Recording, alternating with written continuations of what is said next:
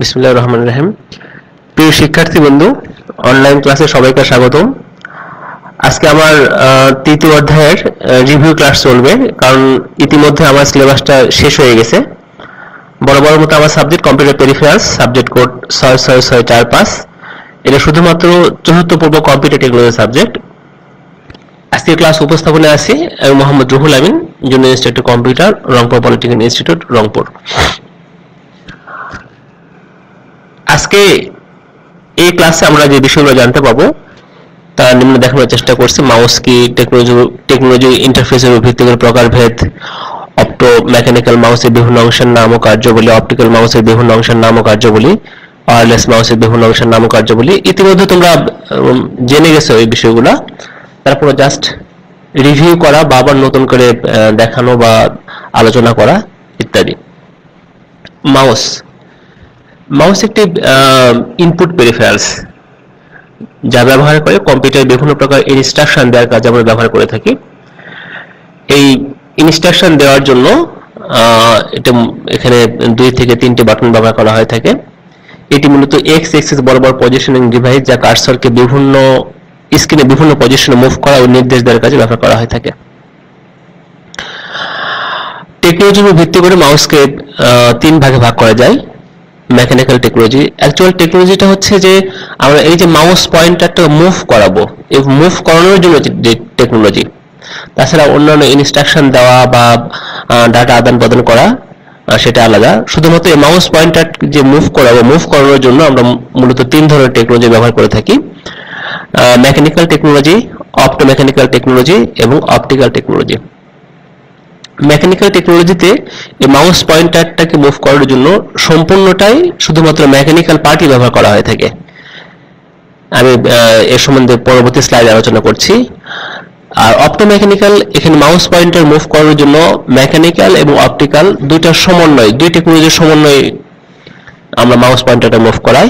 R optical, এখানে কোনো প্রকার মেকানিক্যাল পার্ট থাকে না, মাউস পয়েন্টারটা মুভ করার জন্য শুধুমাত্র আমরা অপটিক্যাল বা আলোক টেকনোলজি ব্যবহার করে থাকি। ইন্টারফেস, আমরা এই মাউসটা আমাদের কম্পিউটারের সাথে সংযোগ করব বা পিসির সাথে সংযোগ করব, কতভাবে সংযুক্ত হতে পারে তার উপর ভিত্তি করে এটাকে মোটামুটি 5 ভাগে ভাগ করা হয়েছে। সিরিয়াল পোর্ট মাউস, এটা হচ্ছে serial port mouse. PS2 port, দেখতে পাচ্ছ এটা PS2 port mouse. USB port, এটা হচ্ছে USB পোর্ট। ওয়্যারলেস, অর্থাৎ এখানে কোনো প্রকার তারের সংযোগ ছাড়াই আমরা যে বিভিন্ন প্রকার লজিক্যাল টেকনোলজি আছে, ইনফ্রারেড, ব্লুটুথ বা রেডিও ফ্রিকোয়েন্সি, এসব ব্যবহার করে আমরা ডাটা আদান প্রদান করে থাকি। এবং বাস কানেকশন মাউস, এটা হচ্ছে আমাদের বাস কানেকশন মাউস। তাহলে ইন্টারফেসের ভিত্তি করে 5 ভাগে ভাগ করতে পারি। আর কোন টেকনোলজি ব্যবহার করে আমরা মাউস পয়েন্টারটাকে মুভ করাবো, এটার উপর ভিত্তি করে আমরা এটাকে 3 ভাগে ভাগ করছি, যেমন মেকানিক্যাল, অপ্টো মেকানিক্যাল এবং অপটিক্যাল। অপ্টো মেকানিক্যাল মাউস, এই ধরনের মাউস পয়েন্টার মুভ করার জন্য লাইট সোর্স এবং মেকানিক্যাল পার্ট উভয় ব্যবহৃত হয়। ছবিতে এর বিভিন্ন অংশ দেখানোর চেষ্টা করছি আমি। এটা হচ্ছে বল, যে বল ঘোরানোর মাধ্যমে আমাদের এই বলের সাথে লেগে থাকা দুইটা রোলার ঘুরবে। একটা এক্স এক্সিস বরাবর আছে আর একটা আছে ওয়াই এক্সিস বরাবর, দুটা রোলার ঘুরবে। আর এই রোলারের সাথে আমাদের কি আছে, একটা সেন্সর আছে এবং একটা লাইট আছে। তাহলে এই মেকানিক্যাল, অপ্টো মেকানিক্যাল মাউসে আমাদের যেসব অংশ নিয়ে গঠিত সেগুলো হচ্ছে দুইটা হুইল থাকবে, একটা এক্স এক্সিস হুইল, একটা হচ্ছে ওয়াই এক্সিস হুইল। একটা বল, যে বল ঘোরানোর মাধ্যমে আমাদের মাউস পয়েন্টারটা বা এই যে বল ঘোরানোর মাধ্যমে আমাদের এই রোলার দুটো ঘুরবে। তারপরে ইনস্ট্রাকশন দেওয়ার জন্য আমাদের দুটো বাটন আছে, একটা লেফট বাটন, একটা রাইট বাটন। এবং আরেকটা থাকে স্ক্রল করার জন্য, আমরা পেজটাকে উপর নিচে বা স্ক্রল বারটাকে উপর নিচে স্ক্রল করার জন্য আমরা স্ক্রল বাটন ব্যবহার করে থাকি। এটা হচ্ছে কন্ট্রোলার চিপ। এই অপ্টো মেকানিক্যাল মাউস আর একটু যদি আমরা ভালোভাবে দেখতে চাই তাহলে এখানে তোমরা দেখতে পারবে ভালোভাবে। এখানে 2 ধরনের লাইট সোর্স। অপটিক্যাল, এই ধরনের লাইট মাউসের লাইট সোর্স এবং ফটো ডিটেক্টর ব্যবহার করা মাউস পয়েন্টারটা মুভ করানো হয়। এখানে তোমরা দেখতে পাচ্ছ আমি 1 2 দিয়ে নাম্বারগুলো করছি এবং এখানে সেই নামগুলো মেনশন করার চেষ্টা করছি। একটু ভালো করে লক্ষ্য করলে দেখতে পারবে এটা হচ্ছে মাউসের বল। যখন আমরা এই মাউসের ব্যবহার এখন নেই বললে চলে, বা তোমরা হয়তো বা মাউসটাকে জাস্ট ব্যবহারিক কাজ বা শুধুমাত্র কি বলবো ব্যবহারিকের সময় দেখতে পাবে এটা, তাছাড়া নর্মালি এটার ব্যবহার এখন নেই বললে চলে। এই বলটা যখন ঘোরানো হবে, আমরা যে সারফেসের উপর মাউস রেখে বলটা ঘোরাবো, ঘোরানোর হলে এর সাথে লেগে থাকে দেখো দুইটা রোলার আছে, এই বরাবর একটা রোলার আছে এবং এই বরাবর একটা রোলার আছে। এই রোলার দুটো ঘুরবে আর এই রোলারের মাথায় দুইটা হুইল আছে, এই একটা হুইল এবং এই একটা হুইল। আমি পরবর্তী দেখাচ্ছি। দুইটা হুইল দেখতে পাচ্ছ তোমরা এবং এই দুইটা হুইলের মাথায় খাস কাটা আছে, যেটাকে গিয়ারের মতো খাস কাটা আছে। তাহলে কি হচ্ছে, যখন এই দুই বলটা ঘুরবে, যে এক্সেসে বলটা ঘুরবে সেই এক্সেস বরাবর আমাদের এই দুটা রোলার ঘুরবে। রোলার ঘুরলে রোলারের মাথায় লেগে থাকা যে হুইল বা চাকাটা আছে সেটা ঘুরবে এবং যখন সেটা ঘুরবে এখানে আমাদের এই খাস কাটা বা যে গিয়ার আছে এর দুই পাশে, এক পাশে আছে সেন্সর এবং এক পাশে আছে একটা লাইট। তাহলে এই রোলার কোন এক্সেসে ঘুরবে, কোন অ্যাঙ্গেলে ঘুরবে সেই অনুযায়ী আমাদের সেন্সর আলো থেকে, লাইট সোর্স থেকে আলোটা সেন্সরের যে দুইটা পার্ট আছে, একটা উপরের দিকে এবং একটা নিচের দিকে, তাহলে সেই সেন্সর এটাকে রিসিভ করতে পারবে। যদি এটা উপরের সেন্সর রিসিভ করে তাহলে মাউস পয়েন্টারটা উপরের দিকে মুভ করবে, যদি নিচের সেন্সর রিসিভ করে তাহলে মাউস পয়েন্টারটা নিচ দিকে মুভ করবে। ঠিক একইভাবে এখানে যে আমরা হুইলটা ব্যবহার করছি, এখানে একই ঘটনা ঘটছে যে যখন এই রোলারটা ঘুরবে, ঘোরার ফলে আমাদের এই লাইট থেকে আলোটা সেন্সরের দুইটা পার্টে যাবে, একটু লেফট একটু উপরের দিকে একটু নিচের দিকে। সেই সাপেক্ষে আমাদের মাউস পয়েন্টারটা কখনো ডান দিকে মুভ করবে, কখনো বাম দিকে মুভ করবে। মূলত এক্স এক্সিস এবং ওয়াই এক্সিস বরাবর মাউস পয়েন্টারটাকে মুভ করানোর জন্য আমরা এই টেকনোলজির ব্যবহার করছি। যেহেতু এখানে সেন্সর এবং লাইট আছে এই জন্য এটাকে বলা হচ্ছে অপটিক্যাল টেকনোলজি। আর যেহেতু এখানে একটা বল আছে, রোলার আছে, হুইল আছে, যেটা ঘোরানোর মাধ্যমে আমরা আলোটাকে, লাইটটাকে সেন্সরের উপরে বা নিচে আমরা সেন্স করাচ্ছি, এই জন্য এটাকে বলা হচ্ছে মেকানিক্যাল টেকনোলজি। তাহলে যেহেতু এই মাউস পয়েন্টারটাকে মুভ করার জন্য মেকানিক্যাল এবং অপটিক্যাল দুই ধরনের টেকনোলজি ব্যবহার করা হয়েছে, এই জন্য এটাকে বলা হচ্ছে অপটো মেকানিক্যাল টেকনোলজি। এর ফাংশন বা কার্যক্রমটা খুবই সিম্পল। প্রথমে যখন মাউস পয়েন্টারটা মুভ করাবো, আমরা যে সারফেসের উপর মুভ করাবো, সারফেসের সাথে লেগে আমাদের বলটা ঘুরবে, বলটা ঘুরলে বলের সাথে লেগে থাকা রোলার ঘুরবে। যখন রোলার ঘুরবে, রোলারের মাথায় যে হুইলটা আছে, যে চাকাটা আছে, সেই চাকাটা ঘুরবে এবং যখন এই চাকাটা ঘুরবে, সেই যে এক্সিসে চাকাটা ঘুরছে সেই এক্সিস বরাবর আমাদের লাইট সোর্স থেকে আলোটা সেন্সরে যাবে। যখন সেন্সরে যাবে আমাদের মাউস পয়েন্টারটা ঠিক সেই দিকে মাউস পয়েন্টারটাকে সুইচিং করবে। এটা হতে পারে উপর নিচে অথবা ডানে বামে। মূলত এইভাবে একটা অপটো মেকানিক্যাল মাউস তার বেসিক ফাংশন সম্পন্ন করে।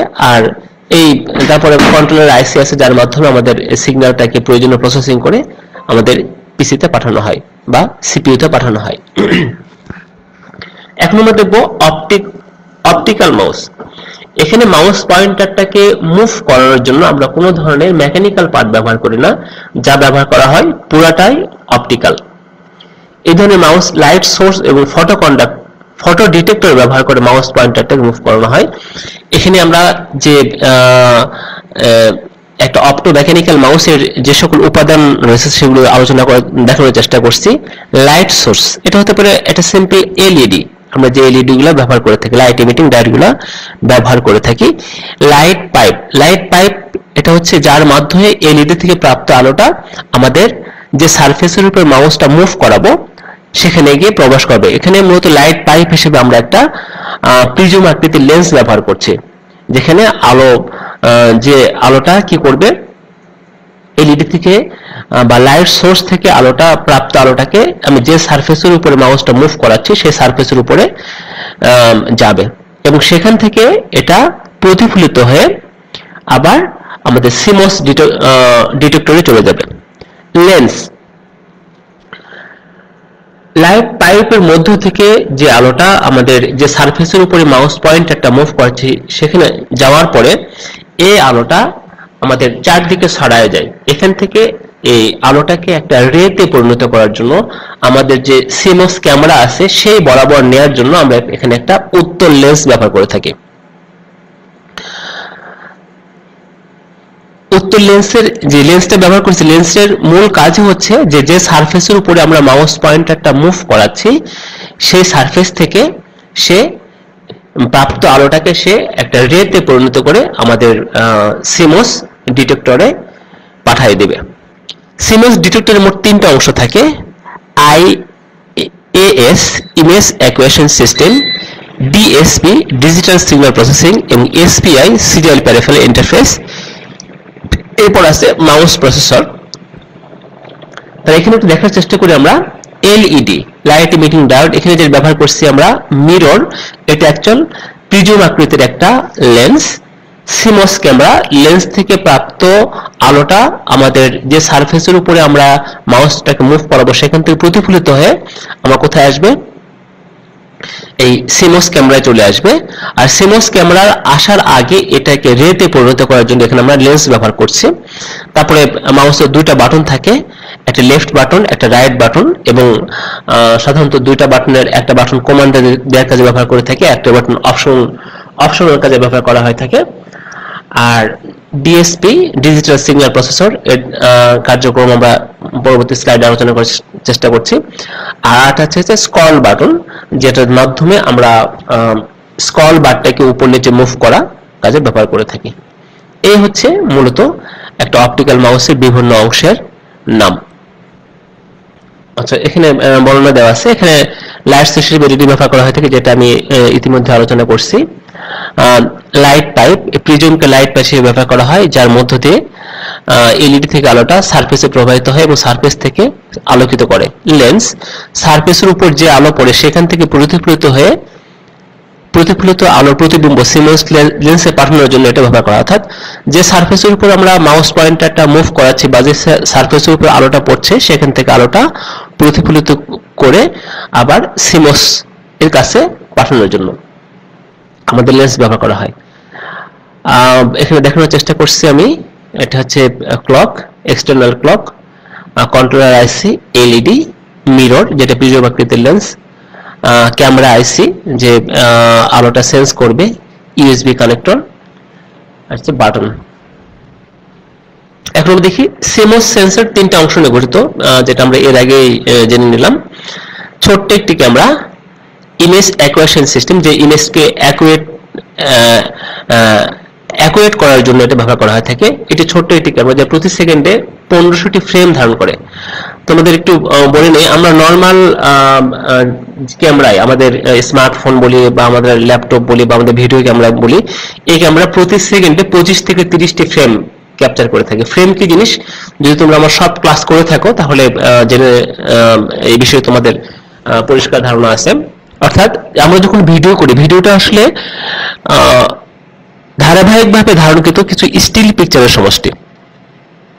এই যা আমাদের নর্মাল যে ক্যামেরাগুলো ব্যবহার করে থাকি, এই ক্যামেরাগুলো প্রতি সেকেন্ডে 25 থেকে 30টি ফ্রেম ক্যাপচার করে এবং প্রত্যেকটা ফ্রেম হচ্ছে ইন্ডিভিজুয়াল, আলাদা আলাদা করে একটা করে স্টিল পিকচার বা একটা করে ইমেজ। এই ইমেজগুলোকে যখন আমরা ধারাবাহিকভাবে চালনা করি তখন আমরা এটাকে ভিডিও আকারে দেখতে পাই। তাহলে আইএএস ইমেজ অ্যাকুয়েশন সিস্টেম, এখানে আমরা যে ক্যামেরাটা ব্যবহার করছি মাউসের জন্য, এটা একটি অতি ছোট ক্যামেরা কিন্তু এটা ফ্রেম ধারণ ক্ষমতা অনেক বেশি। এটা কি করছে, প্রতি সেকেন্ডে 1500টি ফ্রেম ধারণ করে সে মাউস এর মুভমেন্টটাকে সে সেন্স করতে পারছে এবং ধারণ করতে পারে, এবং ধারণকৃত ফ্রেমকে ডিপিএস পরবর্তী প্রসেসিং এর জন্য এটা ডিজিটাল সিগন্যাল প্রসেসিং নিকট পাঠায়। তাহলে এই ক্যামেরা কি করছে, প্রতি সেকেন্ডে 1500টি ফ্রেম ধারণ করছে এবং এই ফ্রেম সাপেক্ষে মাউস পয়েন্টার বা মাউসটাকে আমরা কোন দিকে মুভ করছি বা করা হচ্ছে সেটাকে সে সেন্স করে পরবর্তী প্রসেসিং এর জন্য ডিএসপি অর্থাৎ ডিজিটাল সিগন্যাল প্রসেসিং এর নিকট পাঠানো হয়। ডিএসপি কি কাজ করছে? এটি আইএএস এর নিকট থেকে প্রাপ্ত ইমেজকে অ্যানালাইজ করে ফ্রেম ক্যালকুলেশন করে দুটি ফ্রেমের মধ্যকার এক্স ওয়াই ডিসপ্লেসমেন্ট চিহ্নিত করে নতুন এক্স ওয়াই ডিসপ্লেসমেন্ট তৈরি করে তা পরবর্তীতে এসপিআই সিরিয়াল পেরিফেরাল ইন্টারফেসে নিকট পাঠায়। অর্থাৎ আমরা যখন দুইটা ফ্রেম, আমি যখন মাউস পয়েন্টারটা মুভ করাবো, এই প্রতি মুহূর্তে যেহেতু সে 1500টি করে ফ্রেম ক্যাপচার করছে, যখন মাউস পয়েন্টারটা মুভ করানো হচ্ছে তখন যে দুইটা ফ্রেমের ডিসপ্লেসমেন্ট চিহ্নিত করে একটা নতুন ফ্রেম তৈরি করে, অর্থাৎ এক ফ্রেম থেকে পরবর্তী ফ্রেম পাওয়ার জন্য আমি মাউস পয়েন্টারটাকে কোন দিকে মুভ করালাম, ঠিক আছে, এটা কি সে চিহ্নিত করে পরবর্তী প্রসেসিং এর জন্য এটা সিরিয়ালি পেরিফেরাল ইন্টারফেসের নিকট পাঠানো হয়। আচ্ছা, এসপিআই সিরিয়াল পেরিফেরাল ইন্টারফেস, এটি মাউস এবং মাউস প্রসেসরের মধ্যে দ্বিমুখী ডাটা আদান প্রদান করে। অর্থাৎ প্রয়োজনীয় প্রসেসিং এর জন্য মাউস প্রসেসর যেটা আছে ডিপিএস, এই দুটোর মধ্যে ডাটা আদান প্রদান করার জন্য সিরিয়াল পেরিফেরাল ইন্টারফেস ব্যবহার করা হয়ে থাকে। মাউস প্রসেসর ডিএসপি থেকে প্রাপ্ত এক্স ওয়াই ডিসপ্লেসমেন্ট ভ্যালুকে কম্পিউটারের নিকট পাঠায়, যা পরবর্তীতে মাউস ড্রাইভ সফটওয়্যারের মাধ্যমে মাউসের মুভমেন্টের সমতুল্য ইলেকট্রিক্যাল সিগন্যাল তৈরি করে পয়েন্টারটাকে মুভ করানো হয়। তাহলে সর্বশেষ যে ঘটনা ঘটছে, mouse processor DSP digital signal processor নিকট থেকে প্রাপ্ত এক্স ওয়াই ডিসপ্লেসমেন্ট ভ্যালুকে কম্পিউটারের নিকট পাঠায়, যা পরবর্তীতে মাউস ড্রাইভার সফটওয়্যারের মাধ্যমে মাউসের মুভমেন্টের সমতুল্য ইলেকট্রিক্যাল সিগন্যাল তৈরি করে মাউস পয়েন্টারটাকে মুভ করানো হয়। এইভাবেই মূলত একটা অপটিক্যাল মাউস কাজ করে থাকে। এখন আমরা দেখব ওয়্যারলেস মাউস। ওয়্যারলেস মানে বুঝতে পারছো যে তার ছাড়া, অর্থাৎ এখানে এই মাউসটা কম্পিউটারের সাথে সংযুক্ত করার জন্য কোনো প্রকার তারের প্রয়োজন হয় না। তাহলে আমরা এই মাউসটা কম্পিউটারের সাথে কিভাবে সংযুক্ত করব? সাধারণত তিনটা টেকনোলজি ব্যবহার করে আমরা এই মাউসটাকে আমাদের কম্পিউটারের সাথে সংযুক্ত করে থাকি। একটা হচ্ছে ইনফ্রারেডটা হচ্ছে ডিরেক্ট, অর্থাৎ এখানে কোনো ডাটা বা ইনস্ট্রাকশন পাওয়ার জন্য আমাদের সেন্ডার এবং রিসিভার অবশ্যই মুখোমুখি থাকতে হয়। সবচেয়ে ভালো উদাহরণ হচ্ছে আমরা যে বাসা বাড়িতে যে রিমোট ব্যবহার করে থাকি, এটা হচ্ছে আমাদের ইনফ্রারেড টেকনোলজি। তারপর হচ্ছে ব্লুটুথটা হচ্ছে একটা নির্দিষ্ট এরিয়ার মধ্যে বা নির্দিষ্ট জায়গার মধ্যে ডাটা আদান প্রদান করার জন্য আমাদের এই টেকনোলজি ব্যবহার করা হয়ে থাকে। তারপর আছে রেডিও ফ্রিকোয়েন্সি, আরএফ ফ্রিকোয়েন্সি বা রেডিও ফ্রিকোয়েন্সি। সাধারণত ওয়্যারলেস মাউসের ক্ষেত্রে আমরা এই টেকনোলজিটা ব্যবহার করে থাকি। এখানে আমাদের মাউস আর এটা হচ্ছে আমাদের রিসিভার। তাহলে মাউসের মধ্যে অবশ্যই একটা সেন্ডার আছে এবং এর মধ্যে অবশ্যই একটা রিসিভার আছে। এই রিসিভারটি আমরা কি করছি, ইউএসবি পোর্টের মাধ্যমে আমাদের ল্যাপটপ, পিসি বা এই জায়গায় সংযুক্ত করে থাকি এবং এইখানে এটাকে অ্যাক্টিভ বা সক্রিয় করার জন্য এর মধ্যে যে ট্রান্সমিটার আছে সেখানে আমরা বা এই যে প্রসেসর আছে এটাকে বা এখান থেকে যে ডাটা আদান প্রদান হবে, এটি ডাটা আদান প্রদান করার জন্য আমরা এখানে অবশ্যই সাপ্লাই হিসেবে আমরা ব্যাটারি ব্যবহার করে থাকি।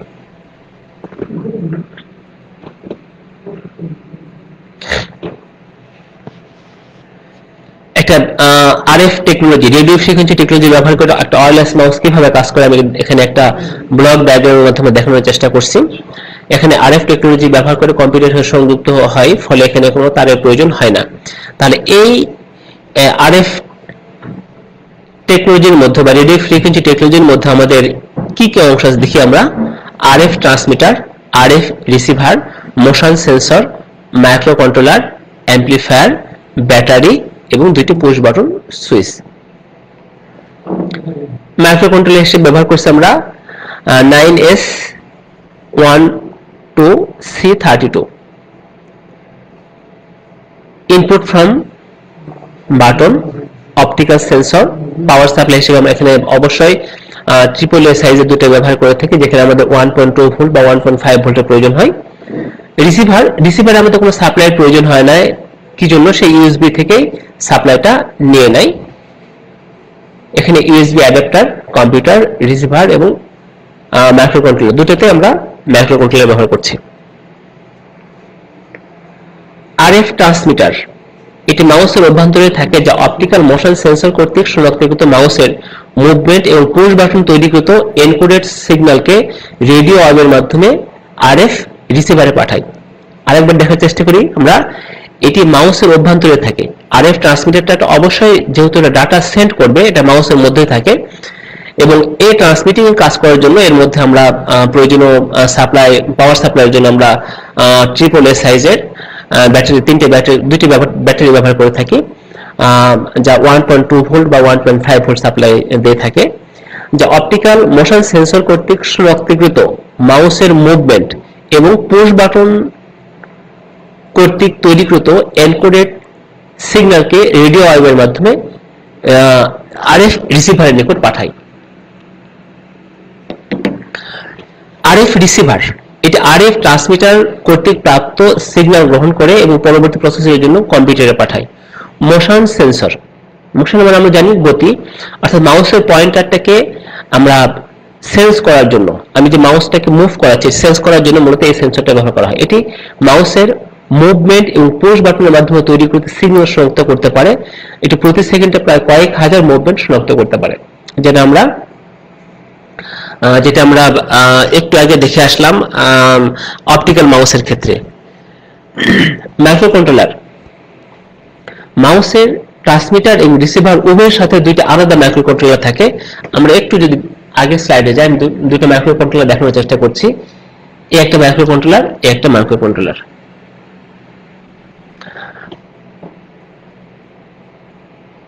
মাউসের ট্রান্সমিটার এবং রিসিভার উভয়ের সাথে দুইটি আলাদা মাইক্রো কন্ট্রোলার থাকে।